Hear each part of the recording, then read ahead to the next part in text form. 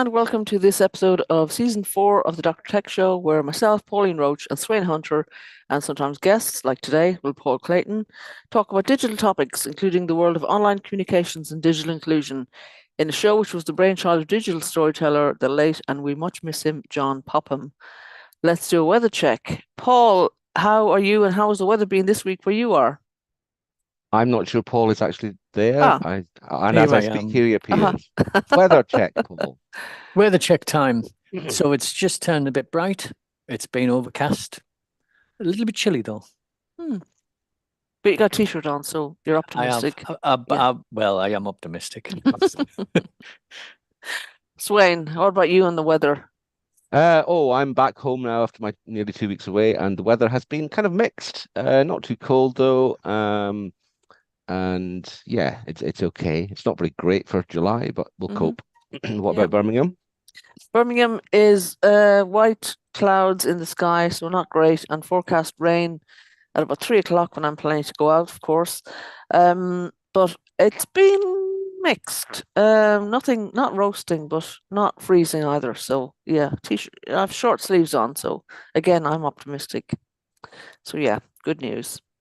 So we're very glad that Paul Clayton is able to join us again on the show. Paul's a regular on the show now, so I hardly feel like we need to introduce him to anybody, but we will say a few words about him in due course. But let's go into the dates. Wayne, and what have you picked up for us this week? Well, the first one is a date focusing on the Council for British Archaeology Festival of Archaeology, Mm. which is running now. It's runs from the 15th, sorry, from the 13th to the 28th, and in any moment now I'll be able to show you the website. Here we go. Just let me do that. And yes, it's a story close to every Orkney person's heart is archaeology. We've got loads of the stuff all over the place. I'm not actually seeing any particular focus on Orkney in this festival, but it's none the worse for that. The festival is the UK's biggest annual celebration of archaeology and is traditionally held over the last 2 weeks of July. And it has evolved, this is great, from a 2-day event to 2 weeks of activity. So it's got hundreds of events delivered by community groups, heritage organisations, universities and commercial units. And they help over 500,000 people to engage in archaeology and explore stories of place and to connect with the environment around them. And this year, the theme is archaeology and community. So at its heart, archaeology is all about people and how we explore and interpret the past through the lens of the present day. And it has the unique ability to bring people from all walks of life together through our shared sense of community, what it meant in the past and what it means to us now, and how we can shape our future. So that is British Archaeology Week. There are some online events, And which that's why it's made onto the show. Yeah. That's right. Yes. Yeah. Yeah. If you go to the events page of the website and you check online and Zoom or whatever, you'll find a number of online events. So that's that. Mm. The next one is again slightly maybe tangential to the main purpose of the show, but it is connected as I will demonstrate, I hope. It is Independent Retailer Month. Mm-hmm. And I think a very important part of independent retail nowadays is online sales. There's no about it. It's the way that many independent retailers not only have survived COVID, including the Swanee Brewery, for example. And so Indie Retailer Month is a celebration of all the amazing independent retailers out there who contribute so much to the economy and to the local communities. They are the backbone of the economy and they play a vital role in creating jobs and boosting growth. They also add to the richness and diversity of our communities and they help to create a unique sense of place.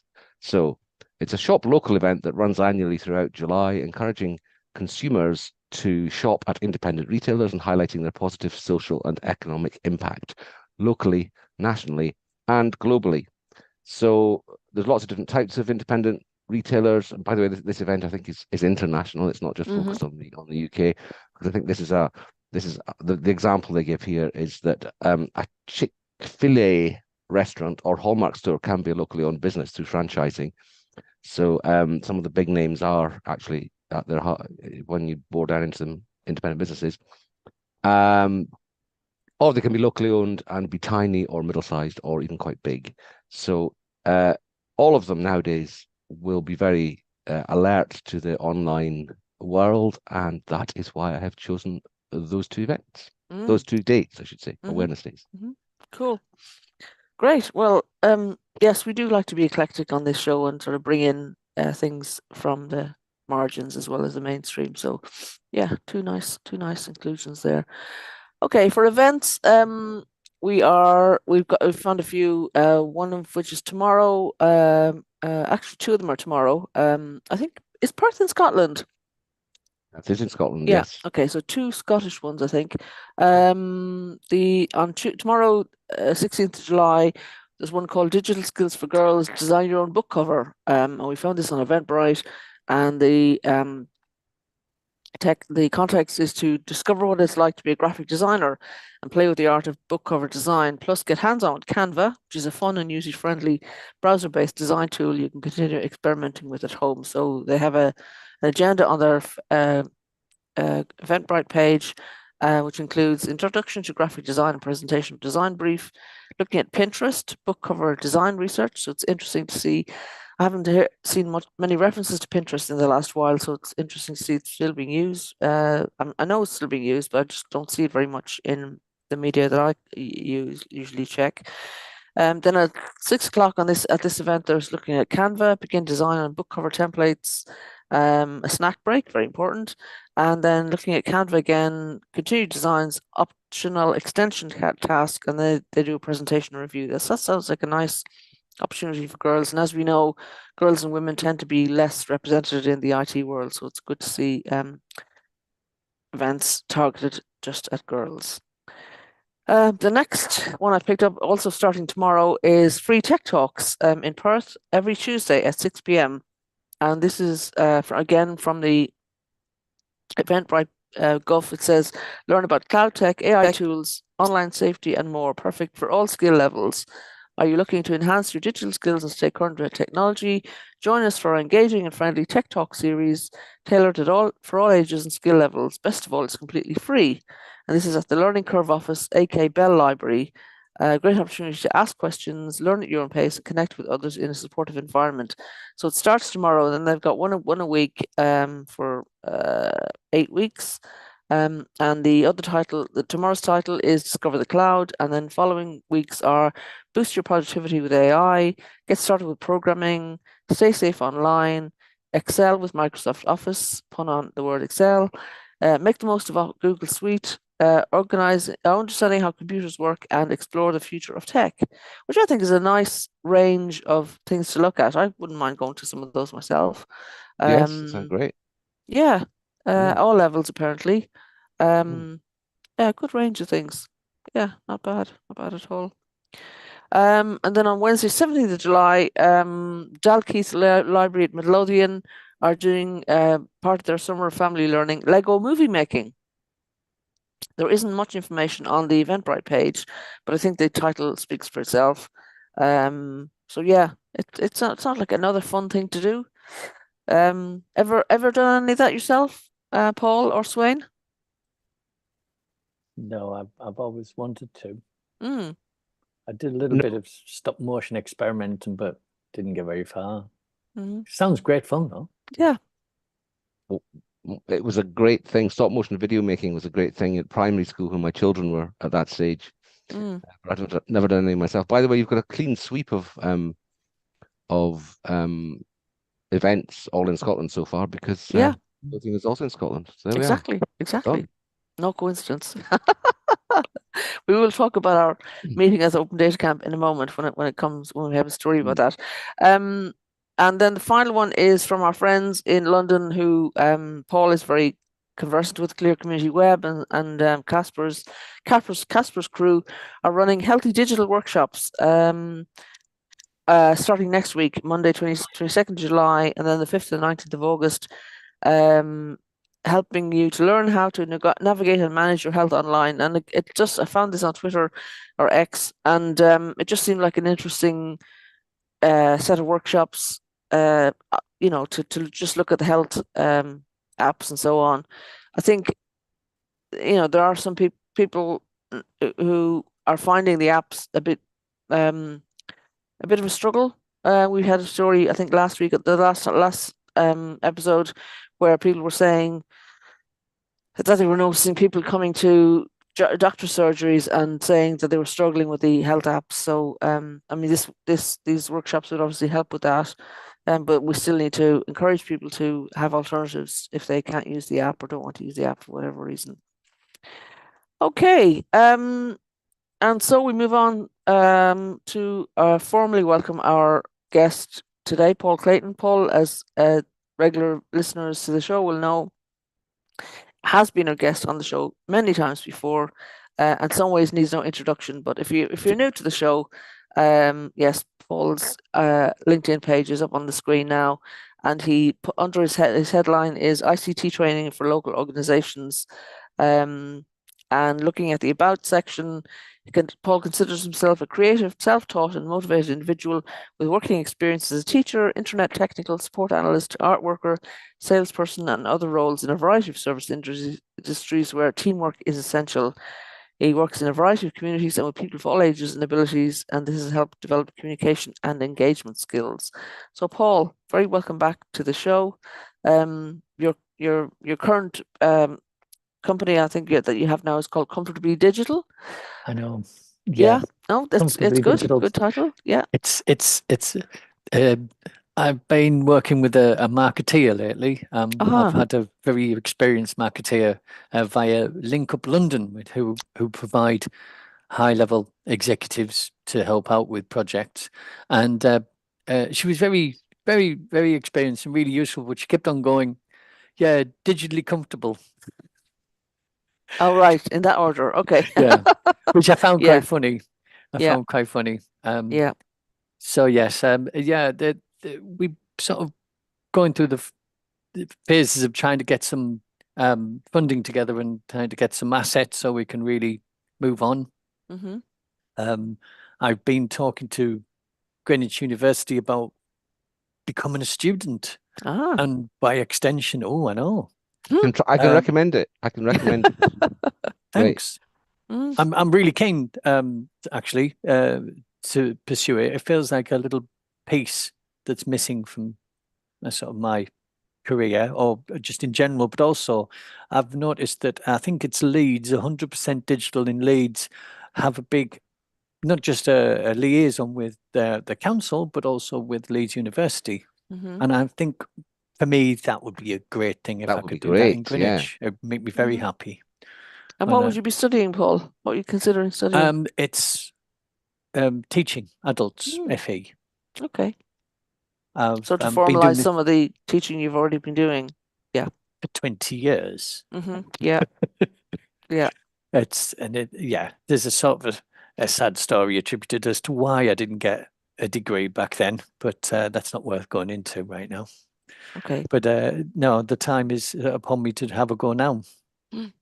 I've done that in the past. That you know the hands-on stuff, but it's nice to get some of the theory under your belt as well.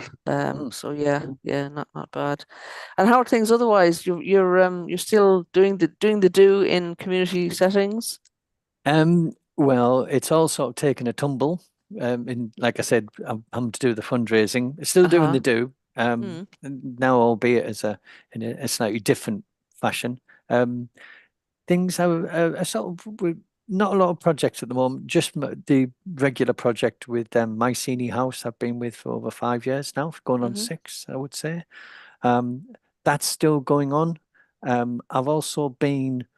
It's interesting you mentioned about Casper's work, because somehow I don't know what it is, but we seem to have a similar attitude towards things, because I've been realizing a health-based approach for what I do as well now has been really suitable and something useful. This digital inclusion malarkey is not really very good on its own. It really needs something to to back it up or to To give it a ground it, as it context. were. Yeah. Yeah. Yeah. And we've been joining something called Be Well, which is part of South London Listens, an initiative that is sort of a liaison with NHS SLAM, South London Maudsley, and also a sort of it's also with Citizens UK, who Oh, are yes.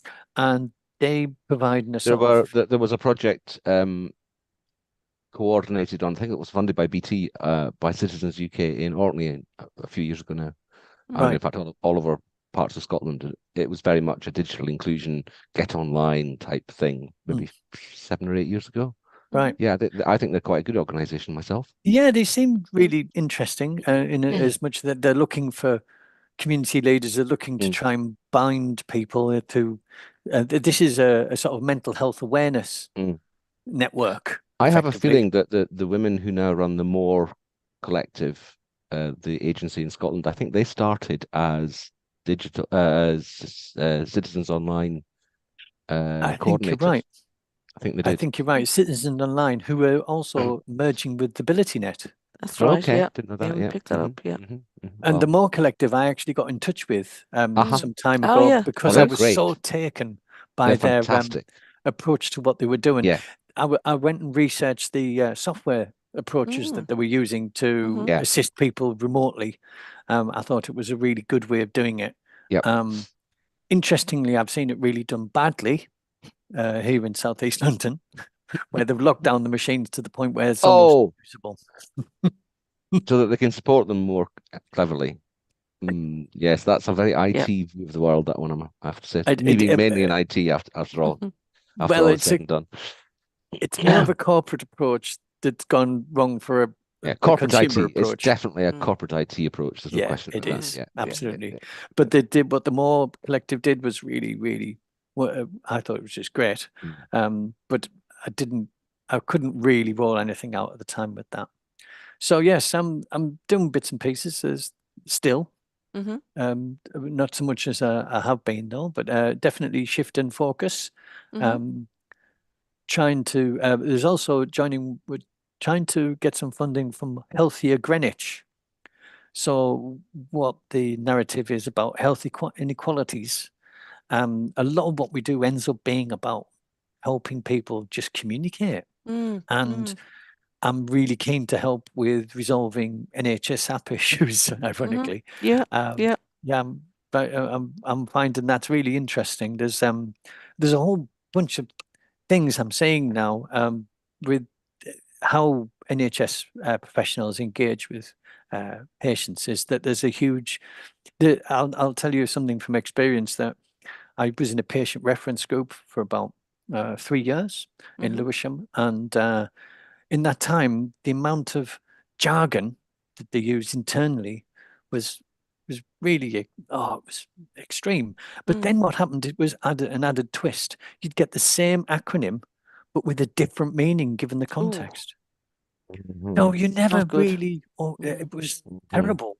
Mm. Yeah, and I've seen it with even just setting up the NHS app. You're asked to provide, I think, an OTS number. It's like what? What? What What? is that? I think it's actually a registration number for the actual practice. So you Okay. Oh, yeah. liaison with, Okay. Okay. but it's not clear. You have to Mm. sort of There's all sorts of weird arcane things that they're still doing from a very high level Mm. that are not quite right. But I don't know how to feed into it. I had a real major chat with Casper just last week about all of this, about how a lot of the services aren't necessarily connected up necessarily. I've just had to go into something called My Chart recently, and the details for that were my old address that I haven't been in for 2 years. Yeah, it was really odd. Where does that come from? That information then, if it's and yeah, I find it really bemusing. But I think one of the issues that still remains is that as we are moving towards a very much a sharing notion of our data, and I think this is a sort of a political football. I think what happens is it's how it's done is the key, and some years ago, I met a very interesting lady who had been a policy wonk. I think it's a technical term. And she'd come up with a really interesting idea of being able to get data into a position where we could become, because of the NHS and its structure and its sort of pervasiveness, we could be really very strong at selling medical data to other countries and to other places. We could actually have that as a selling point. And I thought that's a really good way of getting income. But how that's done, because I've been hearing and reading about how inferences are being drawn all over the place now. It's getting increasingly tougher to anonymize information data. It sure is. It sure is. Right. What kind of data, Paul? Can you be more specific about the kind of data that Well, what would discussed? happen is when you talk about someone's medical records, there's like points in time where they get tested for certain things, or when they get, some we say, like an NHS MOT checkup, or there's this happens. And I think it's sort of like a timeline that's punctuated with engagement. Because what happens is that you're, generally speaking, it's like if you're well, then you don't bother. But if you've got a chronic condition, then what happens is that is a monitoring scenario. That's a different thing.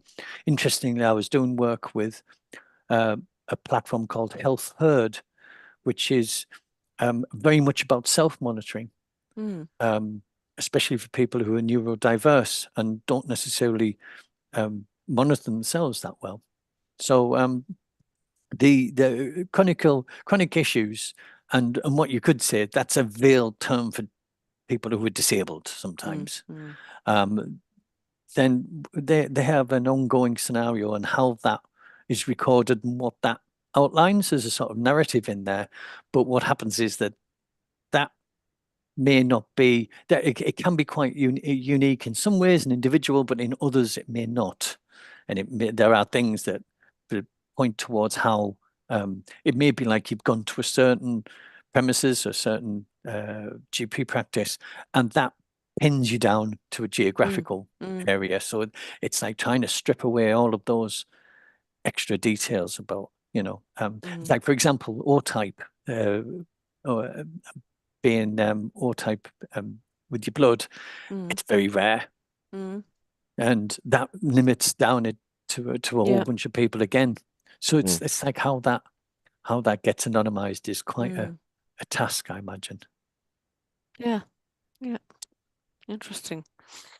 Yeah, one of the if we go to the stories, actually, Sweyn, the first story is about kind of government trying to bring people together, bring data together by the DSITs, the new Department for Science, Innovation and Technology, with the Minister of State as Vallance, now Patrick Vallance, expanding in both scope and size, bringing experts in data, digital and artificial intelligence from the GDS, Government Digital Service, Central Digital and Data Office, and the Incubator for AI to unite efforts in the digital transformation of public services under one department. And the story that they're saying is it's to try and improve public services and make people, give people a better service.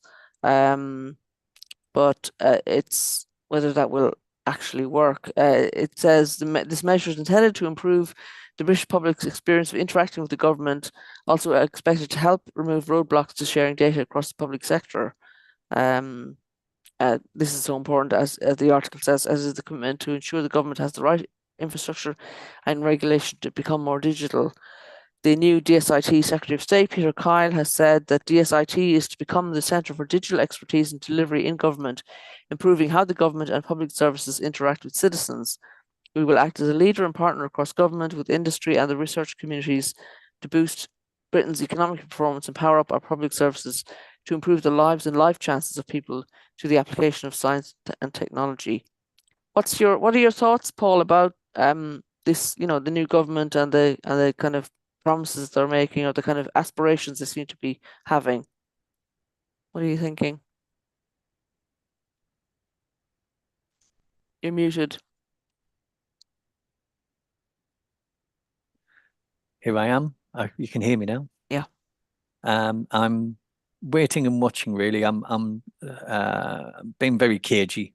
I think I'm really looking for certain approaches in a general sense. I'm looking more about in terms of IT and how digital things work. I haven't heard anything about broadband, and that for me is sort of is a bit of a big indicator that it was a bit like the old manifesto that was buried by the Tories, that they were going to do a 2020 rollout and they were going to be everywhere, and then they didn't. It actually got hidden. I found it on the Wayback Machine, and then that disappeared as well. I couldn't find it again. It's very strange. But I think again, these the approaches of doing things, and when they say roadblocks, it's like, well, who put a roadblock down then? I've come to a bit of a conclusion about institutions and about government organizations, and as much that what happens is they already have a 360 view on everything, but it's not a silo, it's a bubble. And so what happens is the bubbles merge and they can see each other, and you can also see other bubbles. And what happens is there's various political sticking points and shall we say membranes of non-interaction. Right. I like all that. Yeah. Thanks. Yeah. I mean, you're quite right. Relatable. All of this stuff that they're talking about, getting the government's act together, essentially, it's all putting back together again things that have been broken over the last 10, 15 years. I mean, absolutely. When the government digital service started, they were going to do all of this, and then they were kind of neutered and split up, and perhaps their approach wasn't completely appropriate at the time. Lots of things happened, and some things were good, but the shape of it all now is down to overtly political or overtly kind of power-broking civil service type decisions. And good luck to the new government in getting over the second of those at the very least. I think the political vision now is a bit better and a bit more, well, for one thing, it's a bit more outward focused rather than inward focused on internal government splits and all that sort of thing. I think the new government will be good at that. But on the other hand, it's also very much that they still have to work with the civil service, who will do their best, I'm sure, to help them. But there are just inertias, and I like the idea of bubbles who can see each other but not interact. I think that's quite a good image. Yeah, I think it is too. I think the Digital Unite and the Good Things Foundation and the Digital Poverty Alliance have all brought out kind of manifesto type aspirations for the new government, and Peter Kyle has actually said something about trying to make sure that devices that are no longer in use by government departments should be given to like the National Data Bank, the National Inclusion Hub Network. I'm pretty sure that will be happening already. I'm absolutely certain that's happening already. I'm sure it is to some extent. But it's good to have a political wrapper for that, I guess. Well, exactly, and an acknowledgement, because people don't think about it. The thing I was going to say about broadband, which Paul brought up, I suspect that there's a specific issue with broadband as a topic for this Labour government, and that is that they want to distance themselves as far as possible from anything Jeremy Corbyn ever promised, and he promised free broadband for all, if you recall. Yes, and I suspect the reason we've not heard much about broadband is because they don't want to get mired in all of that. I think that too early anyway. Yeah. Well, yeah. I think I think the broadband stuff is there in their thinking and in their plans. It's just that they haven't actually talked about it very much yet. Yeah. I would like to see a continuation. I see everything about this through a Scottish lens. It's harder for me to see into the English and Welsh and Northern Irish situation. So maybe I'm just overly optimistic. I don't know. I think it's good for us to have that kind of the distant perspective as well as the kind of more close one. But I do like to hear them thinking about talking about practical things to address digital inclusion. Not always the high level stuff, and broadband Well, that's and right. I mean, devices are part of that. I've spent a long time saying it's not all about broadband. So when they're talking about other things than broadband, I can't really complain too much. Yeah. Hmm. I mean, it is an essential part of the jigsaw, and there are still Mm, areas all over the UK that have desperately poor broadband, and they need to yeah. be put right. But it's kind of more like road maintenance now than road development and road maintenance now than like a big new exciting policy area that you should be shouting Mm, about. It's my view yeah. anyway. But It does seem, it is sorry, exciting times. Go on, Paul. it does seem that I remember some years ago going to an event, I think by Tech UK, a business, uh, Mm, a big business forum, and they basically had Vodafone present, and what it is that I went about that time to an academic event, the studies of broadband rollout, and about how people had dug their own and mm, how they come across problem. I must say this is some months ago, but I don't really see the issue changing that much. Mm. But what was happening is that the big player come along after the trenches were dug, all the hard work was done, and they come along and go, hey, we can manage this for you. And what it is, there's like a store, like small bunch of volunteers and people are looking after it, learning as they go. hmm And then what happens is the BT or whoever come along and do come and take over the situation with something that's more convenient and more affordable, but losing the ownership. And then Yeah. similarly, the farmers given remit to put antennas on their land to get an internet connection as well. There's sort of these sideways things that are just left to go on, not really being addressed in any serious fashion. Um, it's yeah, I'd be interested to know how that scenario has moved on since I heard about all that. Yeah. We need Well, to we have get our friends from Chris Barn on Condor. Yeah, I was to That's just right. give thinking I a was that. give Yes, thinking of an yes. just I've update. been watching them on Facebook. Yeah, They seem to be doing quite well. They're just employing someone recently. Okay, yeah. that's I good. think That's good news. I think those projects are absolutely brilliant, but Hmm they do pop up in places which already have a high degree of community capability. And I would say also that it's not necessarily a bad idea that BT comes in and kind of regularizes the situation. Because if you get landed for 40 years running this broadband network yourself and having to upgrade it every sort of 6 or 7 years to keep pace with what the current technology is, well, Barn avoided that by going for the absolute top of the range fiber, absolute tip top best ever that would never be superseded. So they've avoided that. But Mm, that's a very expensive way to do it. Mm. Um, uh, a lot cheaper than paying BT to do it, but still um, way, way, way beyond most communities' abilities ever to get off the ground, never mind maintain reliably for 5 to 40 years. So where it works, it's great, and it shouldn't be done down and it should be celebrated. But still don't really see, with all due respect to Chris, that that's a model that applies except where there is already a high degree of community uh, capability, because mm, it takes a lot of work, a lot of management, a lot of investment, a lot of creativity to actually get it off the ground. And I'm not saying that mm, every community couldn't eventually be supported to do that, but I'm not sure that's a particularly viable way of getting it done quickly. mm. Okay, move talking about communities, we'll go on But I'm to a only saying story. any of this because Chris is not here. Obviously, I wouldn't expect We will invite her back on the show for season 5 and see what she's got to say.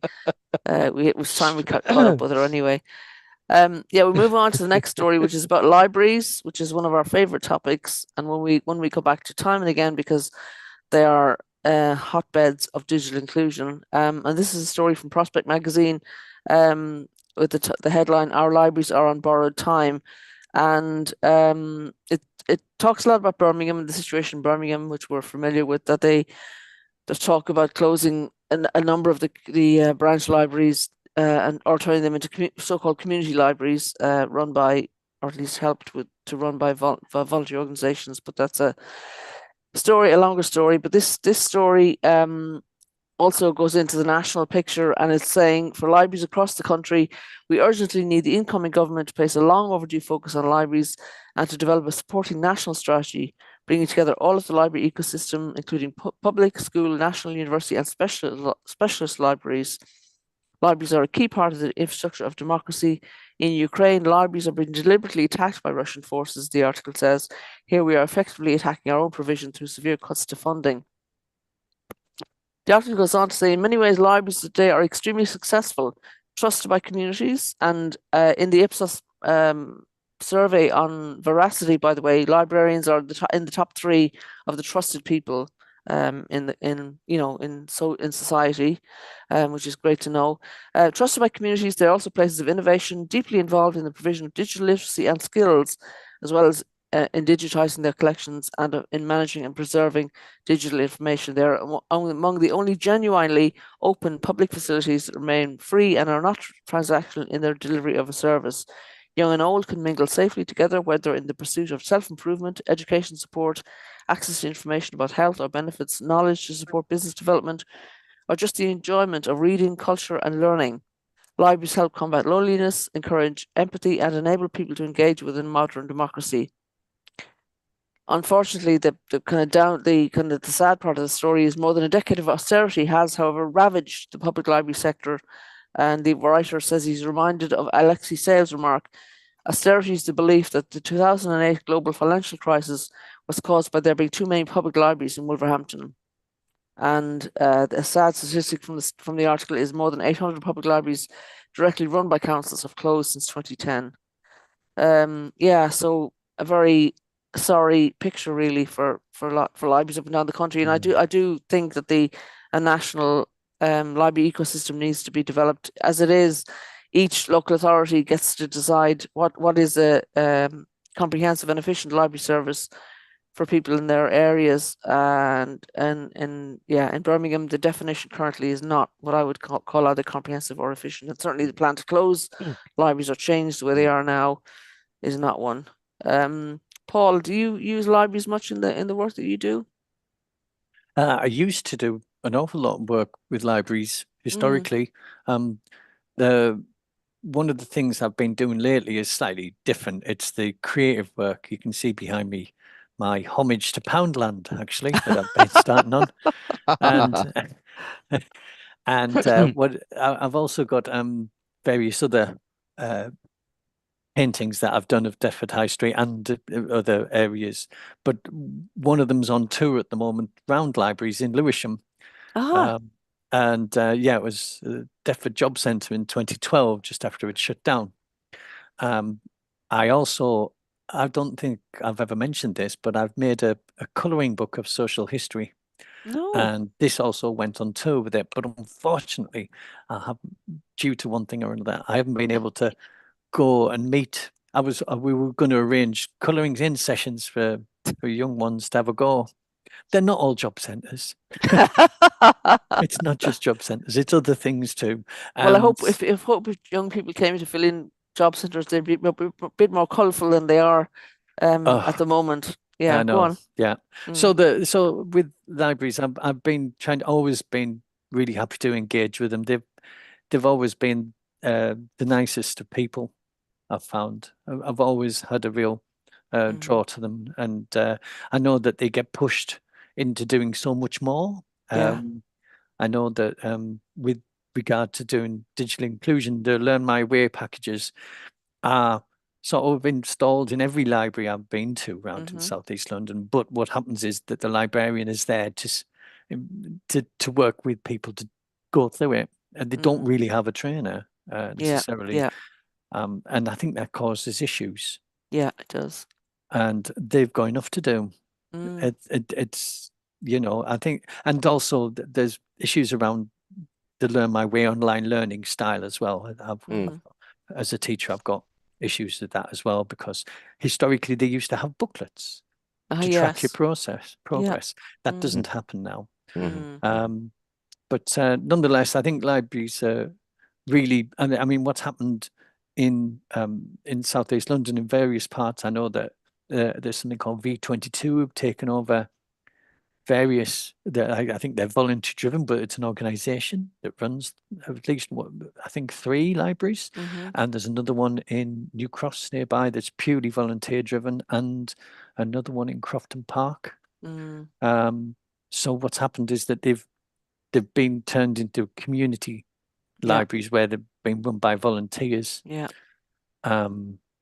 But I think it's really good to remember something that I heard from an interview with a comedian, that libraries are curated, unlike the internet. Yeah. Yes, I absolutely. think that's the biggest thing about them. That's They really can't get around that at all. Libraries include their staff. They're not just a bunch of, they're not just a pile of books that you can come and go and browse through. And that's a It's not a major part library of if the it doesn't have campaign any in library Birmingham. staff. Yeah, we Yeah. want professionally staffed libraries, not just libraries I've just aren't just the noticed building and the books. I've just noticed a little but the content. quirk in the English and Welsh Libraries Act. There is this duty to provide a comprehensive and efficient service. In the Scottish Libraries Act, it's slightly weaker, and local authorities there have a duty to provide an adequate provision of universal public service libraries throughout Scotland. Adequate service is delivered through a planned strategic network of public libraries delivering core functions. So there is a bit of, there's weaker language, but there's more of a national framework, which is quite interesting. Right, it is interesting. Yeah. Ireland has a national framework where it's like, you can use any library basically, and you can borrow a book from Donegal and kind of return it to a library in Cork, and it'll go back into the system, So it's one I would aspire to for the UK. So yeah, okay. Sounds big logistically. Yeah, well they've worked it out, so yeah, it works. Maybe it takes a bit longer for books to get and materials to get back to their original home, but yeah, people seem to like it, and they're building more libraries, and they're wonderful looking. Anyway, moving on, and that's what they call third places. And the next story is also about third places, and this is from a friend of ours, Rachel Connells, who's also appeared on the show before. And it caught my eye. It was on LinkedIn, and because she writes about, she does a lot of work with Minecraft and SEND people, young people, and she's saying that why she sees Minecraft as a third place, like libraries. She's doing a funding application, and it kind of occurred to her. She says in the article, coined by sociologist Roy Oldenburg, the third place refers to social environments that are not home, first place, nor workplace, second place. They are informal public gathering spaces where we connect, collaborate, and cultivate a sense of belonging, such as community hubs, centres, parks, cafes, and libraries. The heart of community life, a neutral ground where people come together to share ideas, experiences, and build relationships. So she goes on to say how the third place concept relates to her Minecraft project. So she says the Minecraft project is about community building. Third places are the social glue that binds communities together. They provide neutral grounds where people from diverse backgrounds can meet, interact, and form connections. This inclusivity helps build a stronger, more cohesive community. Next thing is social support. In third places, people can find a network of friends and acquaintances who provide emotional and practical support. This social safety net is particularly important for people who are socially isolated. The next part is mental health and well-being. Regular interaction in third places can significantly improve mental health by reducing feelings of loneliness and increase a sense of belonging. These spaces offer a break from the pressures of schoolwork and home life, contributing to overall well-being. And the final part is creativity and innovation. The informal nature of third places encourage spontaneous conversations and idea exchanges, leading to creative collaborations and innovative solutions to community challenges. And so Rachel is saying all of this applies in the Minecraft space, where she's kind of supporting young people to use Minecraft. Are you a Minecraft, Paul? I think we've talked about Minecraft before, maybe. I'm not a Minecraft person. My brother is a game developer who's, I think I can say that he's working on it. He's working on a conversion to another platform, and has been for some time. I am aware of an interesting link to libraries here as well. Oh, yeah. I caught a very strange news piece some time ago. Someone had built a a Minecraft library and filled it with banned literature. Right. Ah, wow. Which In the US. a really interesting place to go Yeah. if you were trying to go outside and around a whole bunch of, shall we say, political roadblocks. Yeah. Fascinating. Yeah, there's been some really interesting projects with Minecraft. I've often wanted to play it, and when I have, I've been a little bit underwhelmed. I think I've never played in the creator mode. Yeah. Yeah. I played with my nephew in Ireland, and it's really good, when I'm here and he's there and we can kind of interact, but he's a lot more advanced than I am, and I think he got fed up with my slowness and inability to create things, so he's Oh, kind of gone on to more I'm experienced hoping that my niece will players. soon be old enough for Minecraft and I can get to grips with it that way. She's only 4 at the moment. So I think she's just a little Oh bit well, too young, soon but soon mm. enough. it'll be no time at all, unless it's something new for her generation. Of course, that's quite Yeah, possible. yeah, 21st probably. century Lego. Yeah, Yeah, yeah. yeah, absolutely. Okay, I wanted to include, as I mentioned, in the story in the episode today of the Charity Digital Skills Report 2024, which is our next story, and we've picked up a tweet from Zoe Amar about this. So on Twitter, she's saying the report talks about some major changes affecting our sector's digital development, and the headlines are 70% of charities are struggling with digital progress due to the cost of living crisis. This is up from 27% last year, a stark reminder of the pressures we're facing. However, there is, she says, also cause for optimism. 80% of charities say digital is an organizational priority. More charities are using AI. Apparently, 61% of charities are using AI in day-to-day operations, up from 35% last year. However, it's mostly informal. Only 11% are using AI organizationally. So Zoe says we need a more strategic, joint-up approach to AI, which I think we probably would agree with. She goes on to say 41% of Black-led charities face barriers to digital project funding, significantly higher than the main sample, which is 21%. So she's calling on funders to take action on this now. The final 3 points are what charities need most. 73% require funding to create capacity and time to work on organization development digital strategy. So the call to actions for funders, time to review your approach to digital funding and support. Second last point, the pace of digital change is relentless, but so is our sector's resilience.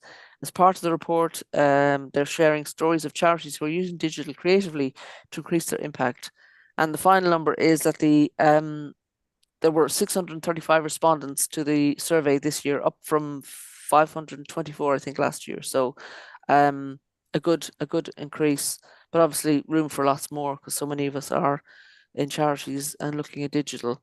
So the whole report is available in the link, which will be attached to this report, attached to this episode, and Sweyn has the key stats on screen now from the report. It's charitydigitalskills.co.uk is the website if anybody wants to go to it straight away. Interesting to see the numbers. Any comments from either of you? Not particularly. It looks fascinating, actually. As you were, I was being a bit cheeky. I was actually about to download the report myself as you were, because it felt like there's a lot of granular information that would be really suitable to learn about. I'm very interested in how shall we say that the minorities are not really getting taken up on this still, and there's still huge gaps. Yeah. It's very unusual. I think it's something that I've been thinking about in terms of how organizations, just on a very local level, don't really have a lot of capacity in terms of learning about this stuff, because they're all, I mean, like me with my delivery, it's you don't get all the time to do this stuff as well as learn. So I've been thinking about how to try and get a volunteer pathway together to try and improve the quality of digital people, shall we say, even on just a very simple level. I'm very interested in that. That's something I think I'd like to be pursuing a bit more of. Sounds good. Yeah. So we'll hope to hear more, and we may I think I did ask Zoe to come on the show. So in September we'll hopefully get her on to talk more about this and more about the findings. But she and Nissa Ramsey, who do the report every year, are doing great work, and highly recommended to all charities to look at. And they do look at small charities as well as big ones, not just the bigger ones. So it's important work for us all to look at. Okay, moving on. We come to the story of the day, of course. Sweyn and I were both present at Open Data Camp Manchester last weekend. We were. We met in person for the first time, which was wonderful. We did. And yeah, we hung out a lot and talked about open data and talked about our show and talked about Here's the all the proof. different kind of things. Oh, right, there we go. With our good friend Mike Cummings in the background. Yes, indeed. That is us meeting for the first time. Yep. Selfie. So there we are. Yeah. Hurrah! It was lovely. I'm thinking of using that for our picture for season 5. I wondered about that. We should definitely use that. Yeah, absolutely. Yeah, it was great. What did you think of the overall camp, Sweyn? I was really impressed. I'm a newcomer to that particular strand of camp unconference thing. I'm a relative newcomer to open data as more than a hazy concept on the edge of my consciousness. I learned an awful lot about open data, as you'd expect. I met dozens of really interesting and capable and exciting people. A few of whom I was already aware of, but many of whom I just didn't know who they were at all, but now I do. And the whole event, I mean, we were both on the organizing committee, but certainly for myself, I would say that I had a kind of helping on the day role, much more than any sort of planning or kind of construction of the event or anything like that. It's an amazing event, and it's a very good example of the unconference format just kind of working. But layered on top of that is some fantastic, empathetic and imaginative ways of doing things that have been worked up over the last 10 or so, 9 or so years. I think next year's the 10th event, and I was really impressed, and I loved it. And I would like to go back to the next one. Great, good, very good summary of and kind of encouragement, I think, for other people to attend as well. I mean, the fact that you didn't know much about open data before, that would seem to be contraindicate why you would go to something like that. Why did this one appeal to you? Personally, I'll go to any unconference that I can get to financially and with time constraints committing. I love unconferences on any topic. But I have to say this was one whose topic chimed and engaged me immediately. I was very grateful for the one of the first sessions being a kind of open data 101 type session where I wasn't the only one who was a bit hazy about what open data even actually was. And it was good to get that grounding. And then, as I say, the sheer number and range of viewpoints on people who create or who use or who have opinions about how open data should work and be exploited or maintained and all that sort of thing. I thought it absolutely fascinating. Yeah, and we were as usual, we were joined by the amazing talents of journalism, which are a live blogging network. They do drawings and writing about the event as it's happening, and on the Open Data Camp Manchester, on the Open Data Camp website, there is a series of live blogs, and that one that you got on screen now is Personal Data from Terence Eden. And his blog there is called Open Data Man. The other ones are next steps for the open data community, a register of information asset registers, the wasted potential of geospatial data, mission control for a mission-driven government, and sustainability. How can open data help? The mission control one was I can't keep up with you, Pauline. Say again. I can't keep up with you. No, sorry. I'm just keep running through what we noted on our grid. The mission-driven one was obviously because the camp was happening 2 days after the general election, so it was very timely.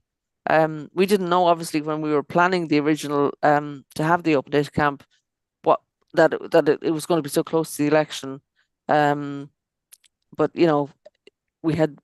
I think we had few cancellations because of the election. I think people came because they wanted to get on and talk about the kind of the possibilities now that we have a government that maybe might be more open to being open. And yeah, so lots of people interested in the next 98 days and what we might be able to do I as a think community. the thing I got as a relatively naive person about open data, the thing I got out of it was a sense that there are kind of repositories and collections of open data sets, which I really had never heard of before. Mm, And there is this community of which, although I think the community feels that it's struggling to kind of keep in touch with each other between open data camps to some extent, but there is a very definite community of people trying to move this on and make the best use of all of this resource. And I think if I do ever get around to blogging about my experience, I will try and gather together all the to make a list of the collections of open data that there are, like Open Data Scotland and mm, Open Data Manchester and all sorts of other different ones. yeah. Because I think a theme that came out of it was that it's quite hard sometimes to find out whether or not there is open data on the subject that you're trying to analyze. Mm, And then even if you do know that there might be, it can be quite difficult to find it. So mm, I'm quite interested in how I'll be keeping my ears and eyes open for opportunities to work on that through the year yeah. because I think it's quite important. Because Great. if it's difficult to find and difficult to work out how to use, then that's a huge Mm, barrier to many people who are not quite as enthusiastic about the concept. yeah. It's a huge Yeah. barrier to its use and it limits its value, which is a shame. Yeah, one of the sessions that I co-ran with Sam Wilson from Open Data Manchester was about communities and open data and how Mm, to get communities more involved and kind of aware of what there is out there because decisions are being made using data about resource allocation. And if communities aren't aware of it or communities aren't own data isn't being included, then there could be gaps. And well, there are gaps as we there know. are. I mean, the great thing as well as we know about on conferences is that there's no room for egos and like I'm more important than you are. That everybody's there as an equal. So you get people from government, people from private sector organizations, people from civil society, all together. Because they're committed to the idea of opening data and kind of sharing their information with each other. One of the people who kind of is very kind of well known in the community is Owen Baswarva, and he was at this open data camp as well. He writes a blog on open data, and that's very well worth looking at. And also the open data camp's own socials were on LinkedIn, were on uh, um, X. We're on somewhere, Blue Sky as well. So like we do aim to keep up to date. Now, one of the things I've done as kind of one of the people who have access to the X account is to have lists of contacts and stuff. So if you are Mm, Sweyn looking for mm. kind of place to start from, there's some really Yeah, useful yeah. resources there. So yeah, highly recommend. Um, okay, let's move on to a few more stories. Well, maybe we've time for one more before we close today, and this is from Wales. I saw this one. The possibility of internships, Digital Communities Wales internships 2024 is the story, and it's Compass, which is a co-op, is offering internships with their Inclusive Communities Directorate, internships in their digital confidence, health and well-being team, engaging with people with lived experience and diverse backgrounds to develop an understanding of the digital inclusion agenda within Wales, be upskilled as a digital champion, and encourage citizen engagement. The internship is available for anyone aged 18 plus at any point in the career as an opportunity to work with Wales' only national digital inclusion programme. So the focus and aim of this programme from April 1st, 2024 to 30th of June 2025 is to embed and mainstream digital inclusion within thematic areas, ensuring ownership of digital inclusion. The article about this says now more than ever, it's crucial that digital inclusion is embedded into, mainstreamed and owned by organisations and communities across Wales. Not one organisation's responsibility can't be championed by one programme alone, requiring collaboration, cooperation and commitment by various stakeholders working together so we can create a digitally inclusive nation in Wales that benefits everyone and leaves no one behind. And their thematic areas are health, social care, social housing, older people, ethnic minority communities, and Gypsy, Roma, and traveller communities. The item says, we know these areas have the greatest touch points with communities most at risk of being digitally excluded, including those with disabilities and limiting lifelong conditions. The aim of the internship is to increase awareness of digital inclusion and for the intern to become a digital champion amongst people that have experienced barriers to engaging online and lay the foundations for reaching and embedding digital inclusion. So I think that's a good story to end on. I haven't heard of internships in digital inclusion before. No. Paul, is that something new to you as well? It is completely. Yeah, yeah. So, yeah, one maybe for other governments to emulate, or other local authorities, even if we can influence them to think about that. Paul, is there any final words you want to leave us with as we close the show today? Again, where can people find you online if they're looking for you? You can find me on at comfortablydigital.org.uk. I'm Paul at comfortablydigital.org.uk. It's such a long set of words, isn't it? I'm going to have to do something about that. Yeah, so yeah, you can find me there. Things are in progress. I'm looking at revamping the whole site to have a bit more of a pathway approach. At the moment, it's a bit of a brochure. But Great. Okay, well, thanks very much for joining us today. And we look forward to having you on the program again in season 5 with more updates on how you're helping people to get and stay online and use online communications. For now, though, let's say goodbye and have a great week. Thanks, everybody. See you next week. Bye. thanks.